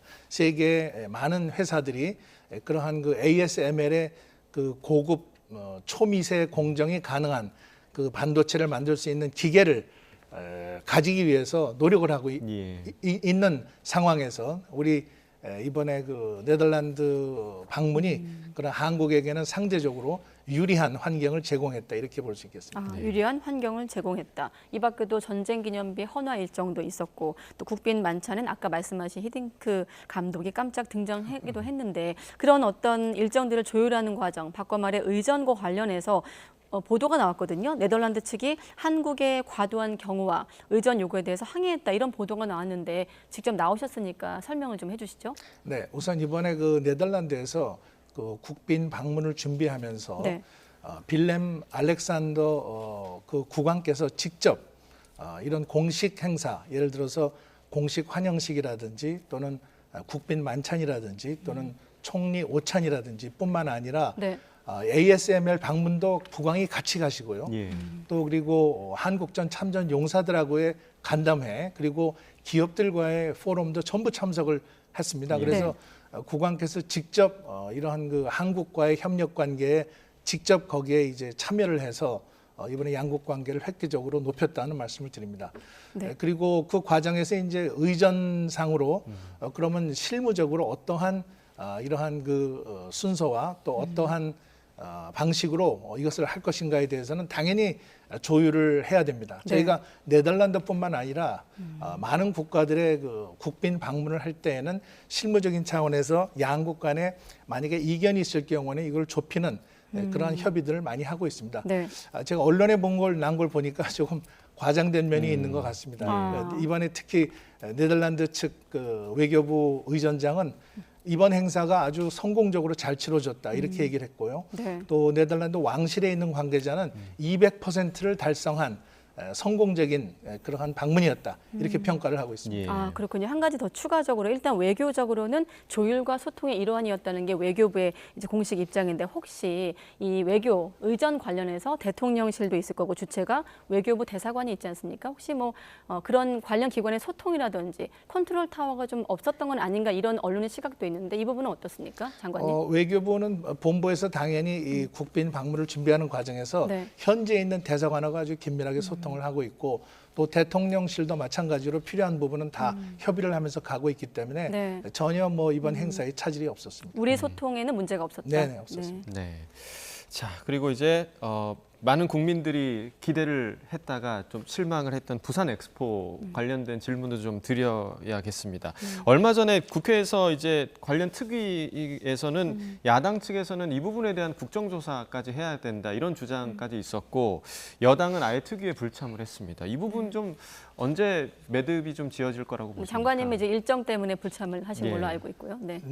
그 국회에서 이번에 여야를 넘어서 초당적으로 부산 엑스포 유치를 위해서 큰 노력을 기울여 주신 데 대해서 행정부로서는 아주 감사하게 생각을 합니다. 저도 그 엑스포 특위에 여러 번 나가서 엑스포 유치 진행 상황에 대해서 보고를 드린 적이 있습니다. 우선 그동안의 정부, 기업 또 이렇게 국회가 부산 시민뿐만 아니라 전 국민의 성원을 받으면서 한 마음으로 마지막까지 총력 교섭을 했음에도 불구하고 좋은 결과를 얻지 못한 것에 대해서는 참 애석하고 안타깝게 생각을 합니다. 그러나 부산 엑스포를 유치를 못한 것이 우리 외교의 현실을 반영한 것은 아니라고 생각을 합니다. 이번 그 유치 활동을 통해서 실도 있지만 득도 있다고 생각합니다. 예를 들면 우리의 그 외교망을 확충했다든지 또 공급망을 강화했다든지 또 한국의 위상이 올라갔다든지 이런 부분이 있기 때문에 이러한 것들을 저희들이 그 글로벌 복합 시대에 앞으로 우리 국익을 위해서 큰 힘을 발휘할 수 있는 발판을 마련했다고 이렇게 보고 있습니다. 그리고 국회에 저희들이 설명하는 것은 또 기회가 있으면은 그동안에 있었던 내용을 객관적으로 이 자료를 만들어서 보고를 드리도록 하겠습니다. 네. 자, 연말이기도 하고 또 해외 순방도 끝마치셨기 때문에 이제 이번에는 외교 현안들을 질문 드릴 텐데 일단 큰 틀에서 올해 우리 외교를 좀 정리해 본다면 한미일 관계 결속에 좀 집중해 보이거든요. 그러면서 이제 한중 관계는 여전히 부담이고 또 한 가지 북러 군사 협력은 또 새로운 고민거리일 텐데 새해를 앞둔 시점 우리 외교 내년의 과제를 좀 꼽는다면 어떤 부분이 최우선이라고 보십니까? 네, 말씀하신 대로 금년에 3월에 이제 대법원 강제징용 그 해법을 일본에 저희가 제의를 하고 또 한일 간의 신뢰가 증진되면서 셔틀 외교가 복원이 됐습니다. 그래서 G7 그 회의 지난 5월에 이제 히로시마에서 있었습니다만은 거기에 우리 대통령이 참여를 하시고 또 일본 기시다 총리가 한국을 방문하고 하는 셔틀 외교를 통해서 양국이 이제 미래지향적인 파트너십을 만들어가자 이렇게 지금 양쪽이 노력을 하고 있습니다. 또 미국과는 국빈 방문을 4월에 했습니다. 그래서 워싱턴 선언을 발표를 하고 또 한국과 미국이 이런 그 동맹을 강화하면서 북한의 어떤 위협에 대해서는 확고한 억제력을 발휘해서 한반도 평화 안정을 보장하자 하는 그 합의를 했고 그러한 그 외교적인 이 진전을 발판으로 해서 8월 달에 캠프 데이비드 3국 정상회담이 열렸습니다. 이렇게 단독으로 세 정상이 만난 것은 처음입니다. 그래서 한미일 간의 기본적인 우리 가치를 민주주의, 그다음에 시장경제, 그리고 인권, 법치 이런 그 핵심 가치를 공유하는 나라들끼리 이러한 협력을 제도화시켰다 이렇게 볼 수 있겠습니다.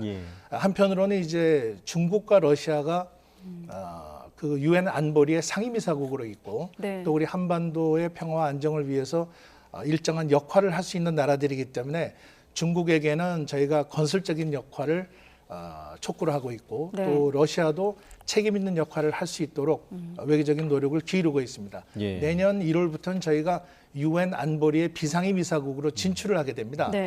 따라서 유엔 안보리 차원에서 중국과 또 러시아와 긴밀한 소통을 통해서 북한의 도발을 억제하고 한반도 평화 안정을 더욱 정착시킬 수 있는 그러한 전방위 외교를 펼칠 생각입니다. 그러면 아무튼 내년에는 아무래도 한중 관계가 가장 큰 과제가 될까요? 일단은 급한 갈등은 좀 봉합돼 보이지만 본격적인 좀 협력 관계로 나아갔다고는 보기 좀 아쉬운데 어떻게 좀 예상하십니까? 네, 중국과는 기본적으로 건강하고 성숙한 관계를 만들어 가고자 하고 있습니다.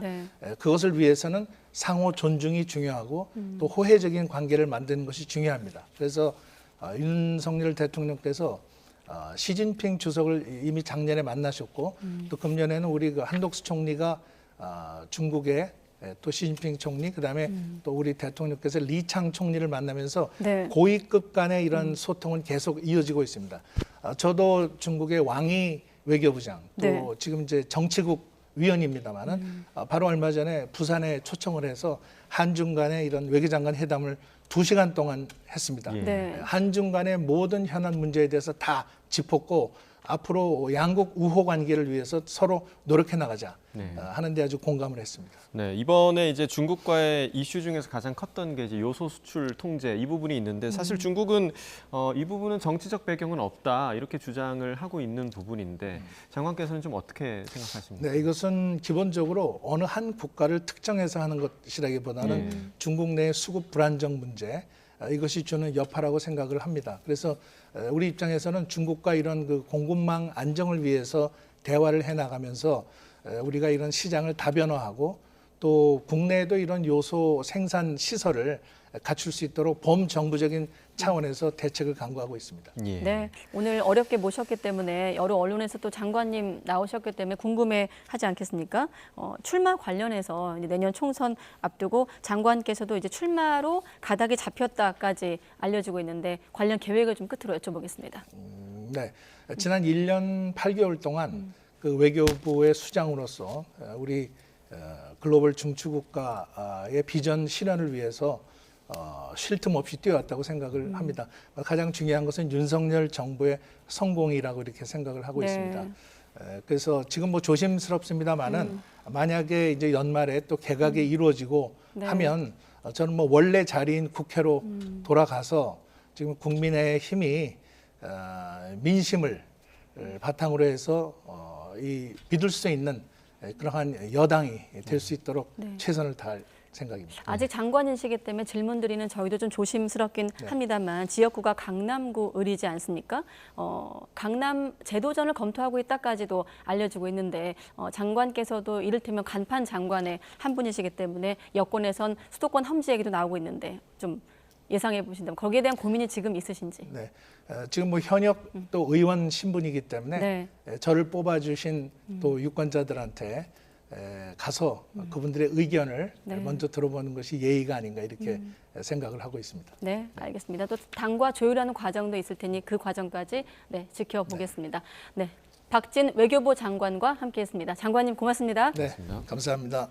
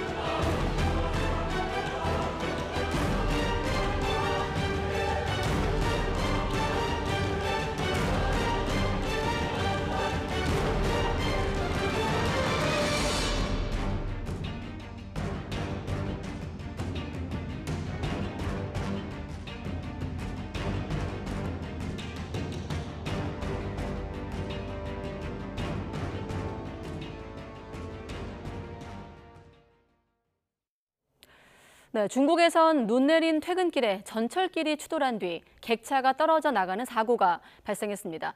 515명이 병원으로 옮겨졌고 나머지 승객들은 눈모라를 뚫고 철길을 따라 걸어서 탈출했다고 합니다. 베이징 강정규 특파원이 전합니다.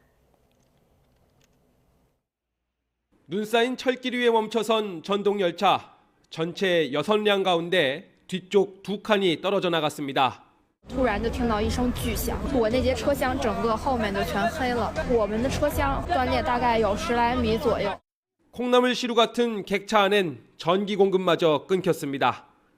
비상벨을 아무리 눌러도 소용없습니다. 급기야 일부 승객들은 창문을 부수기 시작합니다. 刚才有一个很明显的一个撞击感，现在车断电了，停在这儿了，不知道啥情况呢，他们开始砸玻璃了。 베이징 외곽 전철 노선에서 사고가 난 건 저녁 7시 퇴근 시간 무렵. 승객들은 2시간 가까이 지나서야 다음 정거장에 도착할 수 있었습니다. 열차에서 탈출해 40분 동안 눈보라를 뚫고 철로를 따라 걷는 대장정이었습니다. 正在乘务员的引导下，徒步沿着地铁轨道往回走。 예비 조사 결과 객차 이탈은 열차 간 추돌 사고의 여파로 발생했습니다. 철로가 눈으로 미끄러워진 상태에서 급제동한 선행열차를 뒤따르던 열차가 들이받았다는 겁니다. 이 사고로 승객 515명이 병원으로 옮겨졌고 102명이 골절 치료를 받고 있습니다. 베이징에서 YTN 강정규입니다.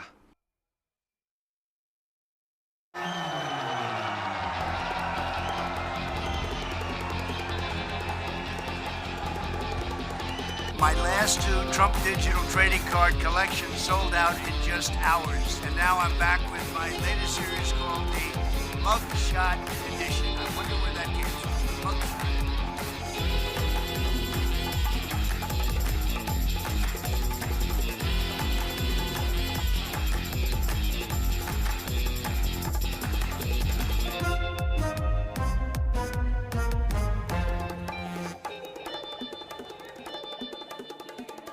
You will also be invited to join me for a gala dinner at my beautiful Mar-a-Lago, my home in Florida. You've perhaps heard of it.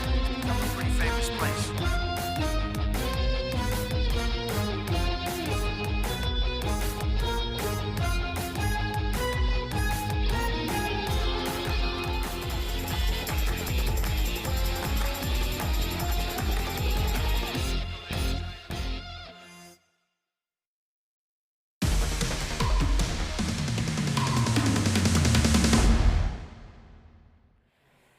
네, 서울 지역의 한 파출소장이 주인을 찾아달라며 시민이 주워온 지갑에서 현금을 몰래 챙겼다가 수사를 받는 처지가 됐습니다. 사라진 돈은 모두 200만 원. 경찰은 팀장급 간부에 대해서 감찰을 벌이고 있습니다. 유서연 기자가 단독 보도합니다. 지난 10월 서울의 한 지하철역에서 시민이 지갑을 잃어버렸습니다. 200만 원이나 들어있었던 만큼 경찰에 신고가 접수됐고 사건은 철도 특별사법경찰대로 넘어왔습니다. 돈에 행방을 쫓던 철도 특사경은 200만 원이 지하철역 인근 파출소까지 흘러들어간 사실을 확인했습니다. 다른 시민이 주워서 주인을 찾아달라며 파출소로 찾아왔던 겁니다. 지갑이 다시 주인 손에 돌아갈 수 있는 상황이었는데 분실물로 접수되는 절차가 진행되지 않았습니다. 책임자였던 당시 파출소장 김모 경감이 이 돈에 손을 댄 정황이 포착됐습니다. 철도경찰이 파출소 주변은 물론 내부 CCTV까지 확인한 결과입니다. 김 경감은 결국 지난달 업무상 횡령 혐의로 입건됐습니다. 저희가 부대 근무기 때문에 지금 저희 손해에 되는 단계세요. 결국 경찰은 김 경감을 다른 지구대 팀원으로 징계성 인사조치했습니다. 취재진이 직접 해명을 듣기 위해 통화를 시도했지만 답변을 거부했습니다. 경감님 맞으실까요? 예. 네, 저 YTN의 유서연 기자라고 하는데요. 네. 그 전에 파출소장 하실 때 서울경찰청은 감찰 조사는 진행 중이지만 아직 수사가 마무리된 게 아니라 직위 해제나 대기 발령 조치는 하지 않았다고 밝혔습니다. YTN 유서연입니다. 네, 전시용, 관람용으로 길러지던 곰 4마리가 남은 삶을 제주도에서 편안하게 보낼 수 있게 됐습니다. 사육곰이 국내에 마련된 보호시설로 보금자리를 옮긴 건 이번이 처음입니다. 김평정 기자가 소개합니다. 안이 잘 보이지 않는 캄캄한 철제우리 안에서 커다란 동물이 조금씩 밖으로 나옵니다. 밝은 곳으로 나온 동물을 보니 얼굴과 몸통이 검은 털로 뒤덮인 반달 가슴곰입니다. 이 곰을 포함한 4마리는 원래 용인에서 전시 관람용으로 10년 동안 사육됐습니다. 이른바 오랜 일터를 떠나 바다 건너 제주에 마련된 보호시설로 보금자리를 옮기게 됐습니다. 실내에선 각자 분리된 공간에서 따로 지냅니다. 다양한 놀이와 활동이 가능하게 꾸며진 야외 공간은 곰 4마리가 함께 이용하게 됩니다. 사육곰이 외국 보호시설로 간 적은 있었지만 국내에 마련된 보호시설로 옮겨진 사례는 이번이 처음입니다. 곰들이 새로운 환경에 잘 적응하면 일반 관람객들에게도 공개될 예정입니다. 여기가 내 집이란 걸 인식을 해야 되기 때문에 최소한 2, 3일 정도는 지금 갇혀 있는 상태고요. 그 후에 야외 이제 방사장에 나와서 이제 적응 훈련을 하는데 아마 이달 말이나 되면 일반인한테 공개가 되지 않을까 이렇게 생각을 하고 있습니다.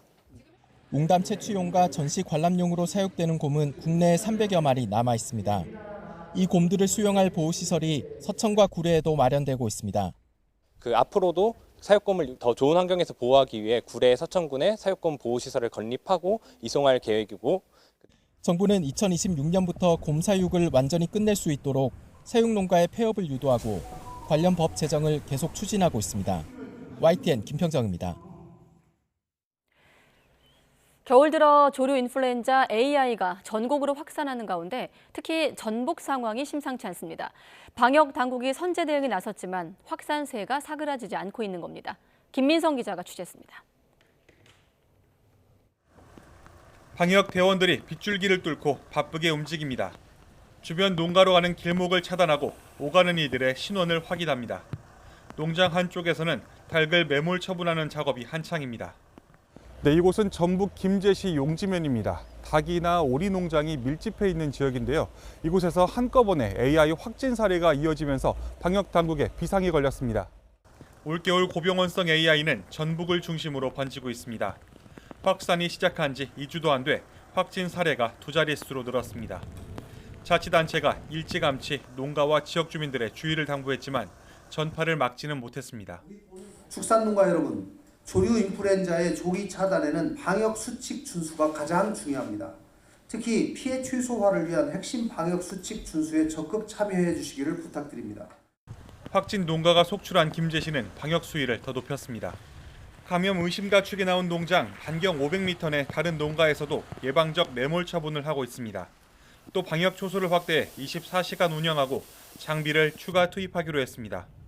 농장주께서는 조류 인플루엔자 확산 방지를 위하여 농장 출입 통제와 축사 내부 소독을 강화해 주시기 바랍니다. 김제시는 또 연말에 예정된 주요 행사를 모두 취소하고 행정력을 방역에 집중할 방침입니다. YTN 김민성입니다.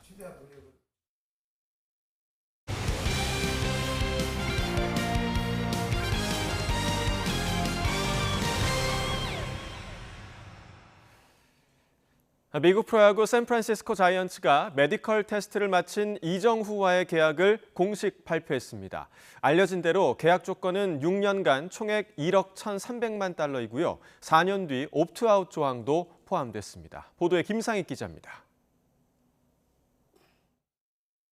샌프란시스코 구단이 SNS에 이정후 영입을 공식 발표했습니다. 공들여 만든 환영 애니메이션에서는 고척돔을 뒤로 하고 샌프란시스코로 향하는 이정후를 등장시켰습니다.